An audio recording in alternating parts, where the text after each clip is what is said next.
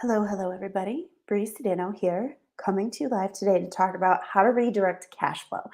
And I'm really excited to talk about this topic because one of the number one reasons people kind of have trouble with their money or can't get their budgets to work is because they start with just telling their money what they want it to do and never really get to the place where they are figuring out what they don't want it to do and redirecting that cash flow to something new. So, really excited to teach on this today. So, if this is your first time ever catching me live, my name is Bree Sedano. I am the founder of Cash Confident, and I am on a mission to change the national conversation around money and help get more money in the hands of good women. If you're somebody who watches live all of the time, please say hello so that way I know that you're here. As you're hopping on, please give me some hearts and some likes to help just like boost my little talk into the algorithm. And as we get started today, please feel free to tag a friend, to share my work, to send things to your profile. If you're inside of the Cash Confident with Bree Sedano free Facebook group, please feel free to invite a friend. Um, it's how we're getting the words out there. All right. So let's get into how to redirect cash flow, which is a pretty juicy topic. Um, all right. So one of the main reasons that most budgets fail is somebody will start with a blank sheet of paper and they'll write down their income and they'll write all of the places that they want their money to go. So they'll write down, their mortgage or rent and their utilities and all of their bills. And then they'll write down how much they want to spend on groceries. And then they'll write how much they want to, spend on vacations or other things that they really want. And uh, the reason that method generally won't work is because telling your money what to do is great. It's a great place to start, but then you're totally unaware of what would need to stop happening. Right. So let's just say, for example, you want money for vacation, and maybe you have some spending habits that are taking up the money, and so there's never any money left to save. Let me know if you're with me. Is this resonating? Have you ever wanted to save money for something like big and important, but you just like there's never any money left? Like you can't seem to actually like get the thing done, like get it to actually happen. Give me a heart or a like or a yes in the comments if you're with me. If you know what if you've been with me, if you know what I'm talking about. All right. So when we want our money to do something different, the place that we need to start with is really looking at like, what do we need our money to stop doing? Where do we need our money to stop going? And that's a very different set of questions, right? Like that's a whole different thing. And so what's so interesting is that most of the time, the biggest reason why people won't look at this is because they're, like, afraid that I'm gonna tell them that, like, they can't go to yoga class, that they can't, like, afford a thing that they really actually like and value. And, I mean, sometimes that happens, sometimes I look at somebody's money and I'm like, "Oh, girl, this spending isn't gonna work," but I will tell you that's incredibly, incredibly rare. Most of the time when I, like, get into somebody's transaction and I'm redirecting their cash flow.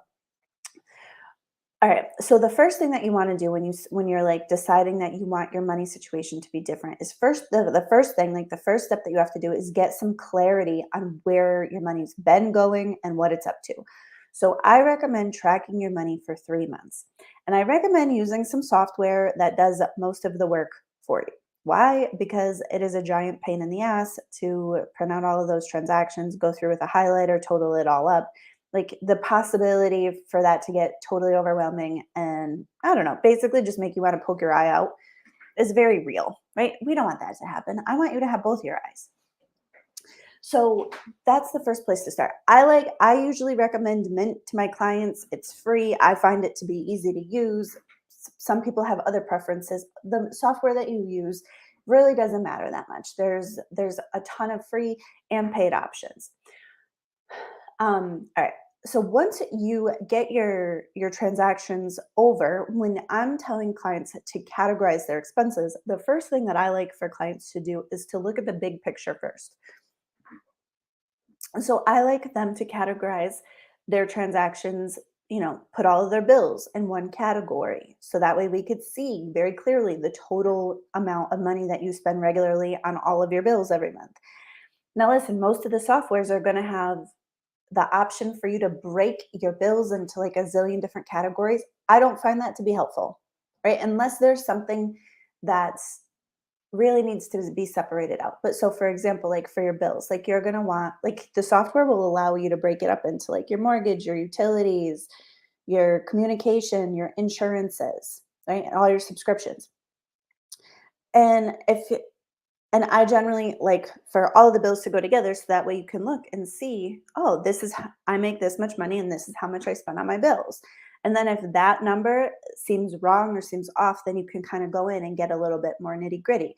But if you're like on point, if you're like, yeah, that's right, that's what I was expecting, then that's probably not going to be the place to start a redirection, right? Then we want to look for, like I like shopping, all of the shopping to go in one category again, because, well, except for groceries, food gets its own category because that's another place where really people spend a lot of money. And then I like for clients to tag things like working capital, tag things like important things or pocket money. So that way we can start to get clear on how much we actually spend, like how much, like the truth, right? What are we actually spending on things? Because a lot of times, another thing that happens with clients in their attempts on budgeting is they just make some shit up. Like, and then they can't make it happen and then they believe that there's something wrong with them. Now that is a problem because it erodes a sense of self-trust, right? So if I tell myself that I'm going to spend $700 this month on groceries, but it actually costs $1,000 at a minimum to feed my family, and then I believe that there's something wrong with me, and then that like internal conflict, it really erodes a sense of self-trust, right? Because like I was wrong and then I couldn't follow through, so I broke my word to myself, and then it like kind of exacerbates a feeling that like I can't stick to it. I'm bad at money, I'm bad at budgets, right? Give me like a yes or a like or a heart if that's something that you've maybe done, right? Where like you've looked at your money, you decided that you were going to do something and maybe like the truth of that was actually unreasonable, right? That's the thing that happens, or people will just be wrong about how much money it costs, like back to school costs, or just be wrong about whatever else. And really this is basically because the way that mental accounting works inside of our brains is incredibly flawed. Like mental accounting is the biggest clusterfuck of numbers because in order to keep track of all these numbers, we categorize money like we categorize certain types of money different. We categorize where our money came from is like a different thing, right? Like, so let's just say like I was to win $100 on a scratch off ticket. I'm probably going to treat that money than the rest of the money that I would treat my paycheck, right? Be like extra money, found money, right? Something like that. And anyways, so those mental accounting really gets in the way of being able to like keep track of what's going on. So people are generally going to be off on what they believe that they spend. Like not generally, like pretty much every single client I've ever worked with, I'm like, "Oh, how much do you spend on groceries?" And they give me a number and they're wrong. Right? Unless it's like a number that's always the exact same. People can generally be right about like, well, what's your car payment or what's your mortgage payment? But any sort of discretionary spending, it's not because anything's wrong with you. It's not because you're bad. It's not because of anything other than just the way mental accounting works. So it's really important to look at the truth. And if you look at the truth in your transactions and you go back a few months and you're like, all right, the last 3 months, this is how much it costs to feed the family. And then you look at, you're like, am I throwing away mass quantities of food? If the answer is no, then your grocery budget's going to be on point. If you're throwing away a lot of food, then there may be some room to cut it back. But so anyways, once you're doing the categorization, you want to start high level, and then if there's something, then you can work into it. Then when we're redirecting cash flow, the first place that you want to look is for anything that you believe is like waste, right? So like if you're paying for a gym subscription and you haven't been in the last 9 months, probably okay to cancel that. If you get magazines that you're not reading, if you're paying for subscriptions that you don't log into, that's a great place to get started redirecting cash flow because there's no sacrifice. It's a one-time action, so you don't need to change your habits. It's generally a quick, it's generally a quick task, and then you free up some cash flow, and there's no changed your lifestyle. You don't have to give anything up. That's a great place to start. Then the next place that we want to look for is like, can you shop out some of your bills? A lot of times there's some money to be saved in like shopping out your car insurance or shopping out your cell phone or shopping out your cable, right? Again, those are one-time things. They're generally a little bit of a pain in the rumpus. But then if you can save some money, then you can redirect some of that cash flow. So that's the next place. Then we want to look on efficiency, household efficiency, because another place where people really make a lot of mistakes trying to redirect their cash flow is they spend a lot of time and a lot of energy running all over town trying to get like the cheapest stuff. And that doesn't actually work in the long term, because then what we're doing is, in order to save some money, we're spending a lot of time and energy. But being pressed for time or being exhausted are two of the most very, very expensive emotions, like emotional states to be in. So being in a hurry is very expensive, right? Let me know in the comments, have you ever bought something because you were in a hurry, right? Like, I didn't have time to pack my lunch, so I'll just buy it. Or if you've ever bought something because you were exhausted, right? Like, I don't have time. I can't deal with like looking for my kids' soccer cleats, so we'll just go buy new ones. Or I can't deal with cooking dinner, so I'll just order takeout. Or I like basically don't have time or can't deal. A lot of times those sort of problems we will solve for with money, right? Because money, like because we live in America and everything's like super readily available. You could just have new soccer cleats and snacks and something delivered to your door within 24 hours. So there'd be no need, you know.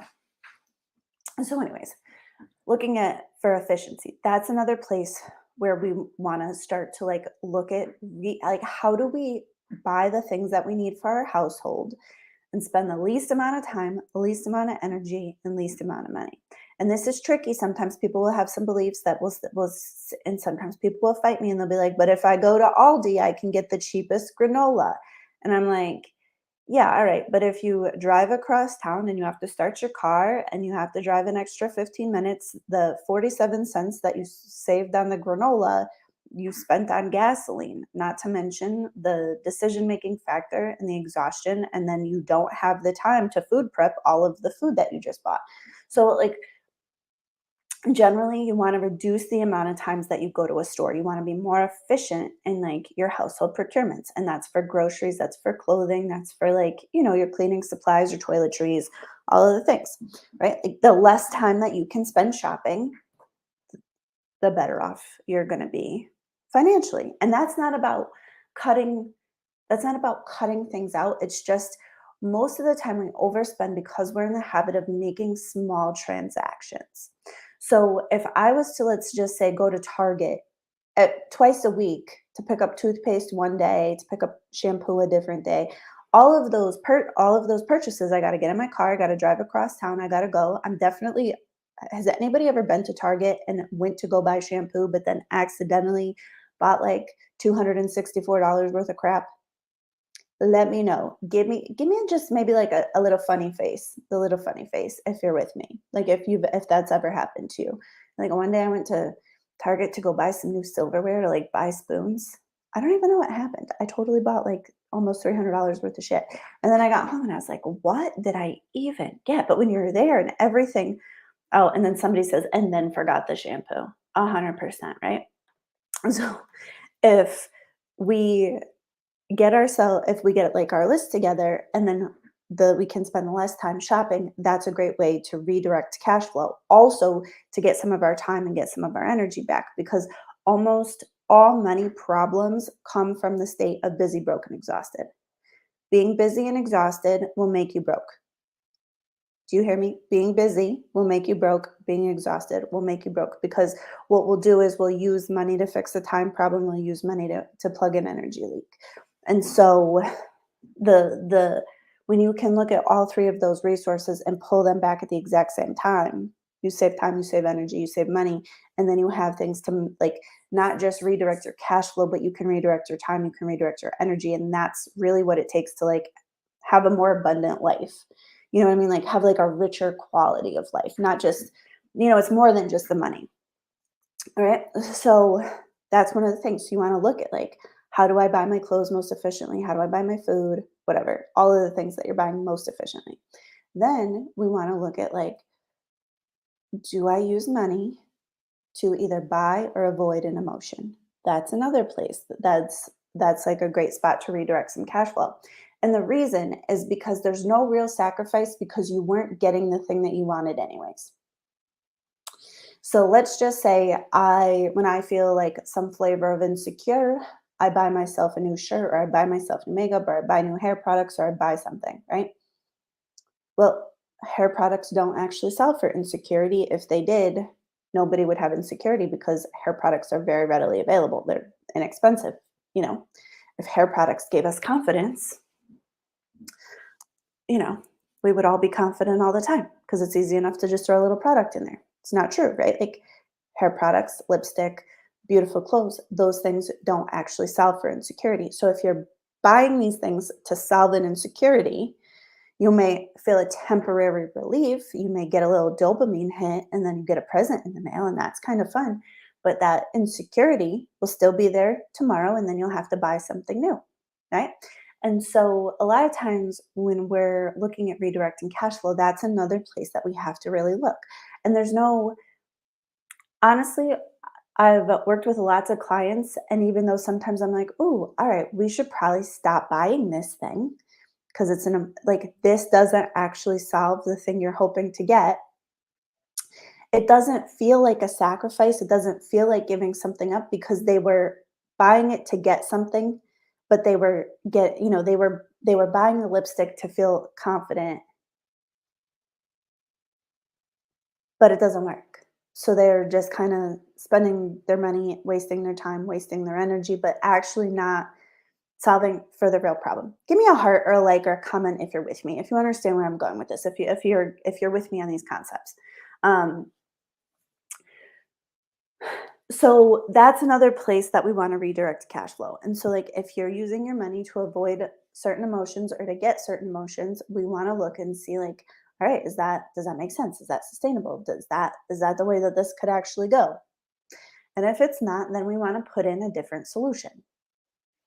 And again, that doesn't really feel like that's not the sort of thing that really feels like sacrifice. It really feels like giving anything up because, again, you weren't getting the thing that you thought you were getting. You were getting a band aid. You know what I mean? Like, and so almost every single time when I take a client through this process of redirecting their cash flow, we free up their cash flow to do the things they want. And it's incredibly, incredibly rare that somebody has something on their list that they really value that they don't have money for. I mean, it's happened, but it's generally not the way that it goes. The other thing that factors in is if you really have a lifestyle that you want that you really, really can't afford, sometimes it's time to grow professionally. Sometimes it's time to put in for a promotion, ask for a raise, go for a new job, or whatever that may be for you. Like humans are meant to grow and expand.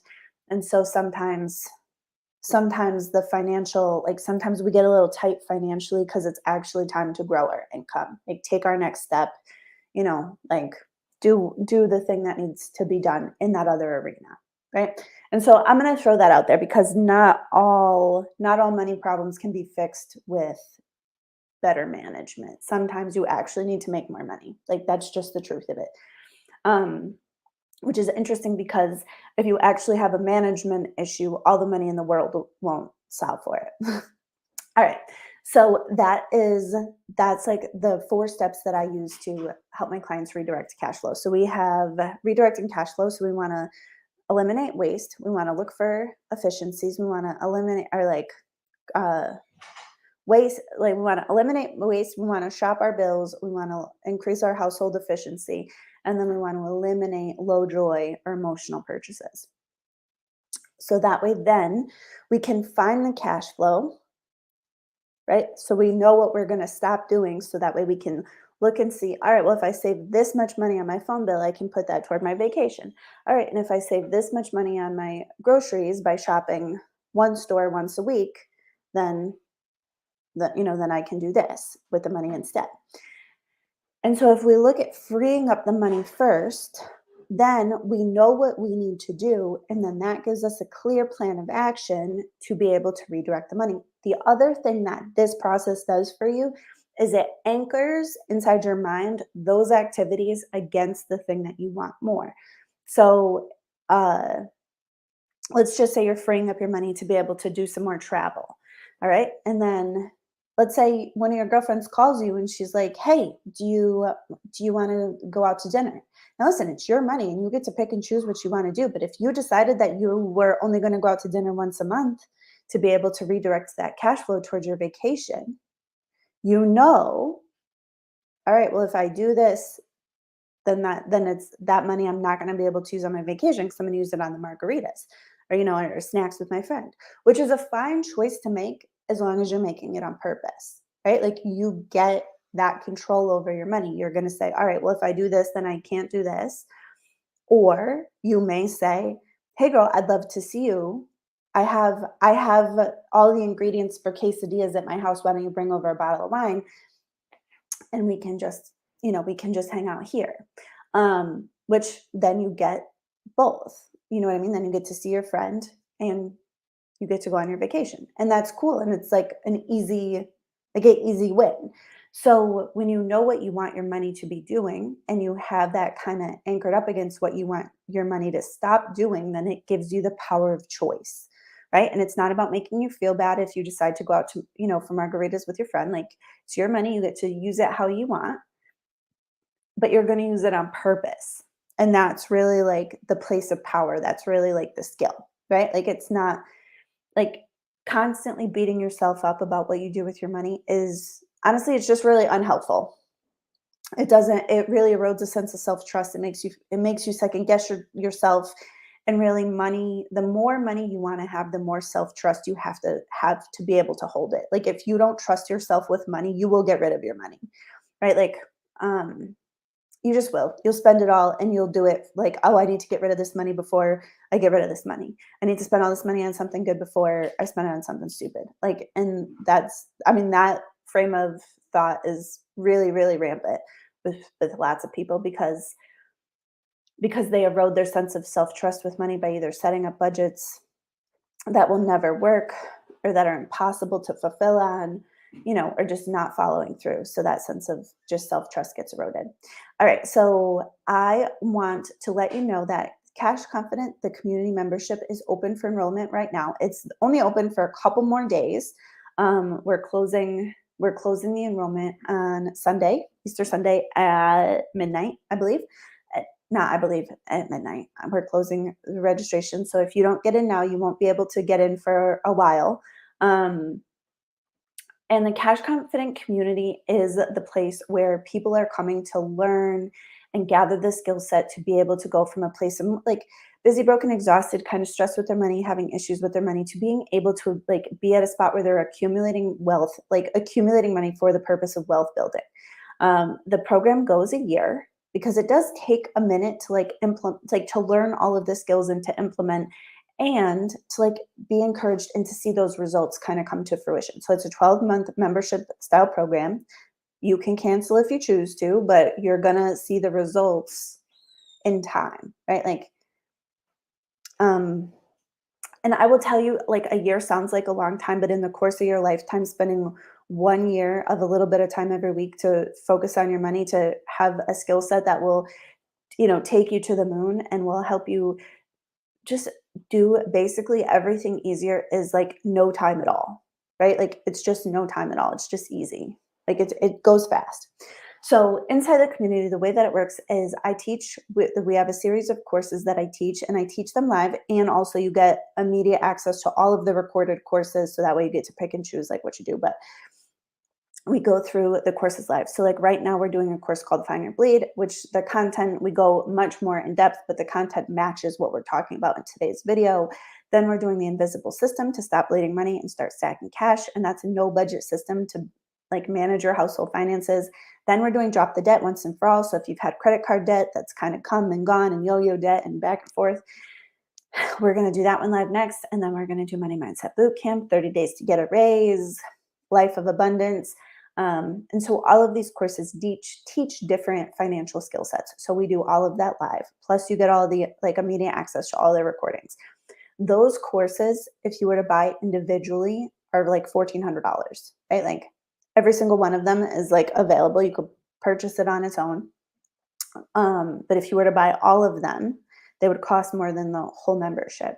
Then for like support and encouragement and making sure you like get your stuff done, like the reason that our clients are so successful is because like inside the community, we do 6 live calls every month that serve different purposes to help get you like on the road again, right? Like so we do accountability calls. So those are quiet calls where we'll get your work done. And that is like huge for people. That increases their likelihood of success coming to those calls. We do them twice a month. You can come you can come once or twice as often as you like. We do spending audits twice a month. Those are calls where you bring your transactions and then you get my eyes on them and I give you some suggestions and customized advice for what to do. And we come up with things that are really like I ask you questions and are really based on your life. So that way the changes are just easy and sustainable. And then twice a month we do money mentorship calls so that way you could bring all of your money junk and we can kind of sort through it on like that emotional or mindset level and change our minds and change our feelings about money so that way we can basically get out of our own way. Also the community is it's a private community. So the technology itself feels a lot like a social media, but it's private. It's not like wide open on the internet. Um, and the community is just great. Right now we have like almost 100 people in there. Everybody's supportive and encouraging, and the group is just so good. Like everybody loves on each other and just encourages and takes good care of each other. And that's really, really critically important when it comes to like lasting changes and success. And so, anyways, you're invited. I want you to be in. It's such a good group. Clients are saving money for the first times ever. Clients are they're taking their kids on vacation for the first time ever. One of my clients just the other day said in 22 years of marriage, this year has been the first vacation she's paid for cash with no credit cards, with coming home with no credit card balances. We're seeing clients, like pay for their emergencies. We're seeing clients just travel, like enjoy their lives, buy themselves new clothes, upgrade their kitchens, and all of the stuff that money really buys. Because like the only reason why you get your money shit together is to like get a better life. Like having your money shit together isn't inherently like satisfying. It's what your life gets to be like because you did that. And so those are the results that we're seeing clients getting, paying for their kids' educations, just whatever's most important to them. And I'll tell you the amount of shift and transformation that you can get in 12 months, in 12 easy months. Like it's not hard. It's not, if you spend 1 hour a week doing something inside of the community, whether it's doing your work, going through a course, coming to a call, that is plenty. That's plenty of time. We have all of this stuff there. So if you want to binge everything, if you want to come to every single thing, get bigger, faster results, like you're welcome to. But really, an hour a week for a year is enough to go from busy, broken, exhausted to accumulating money for the purpose of wealth building. And we're just seeing it happen over and over and over again.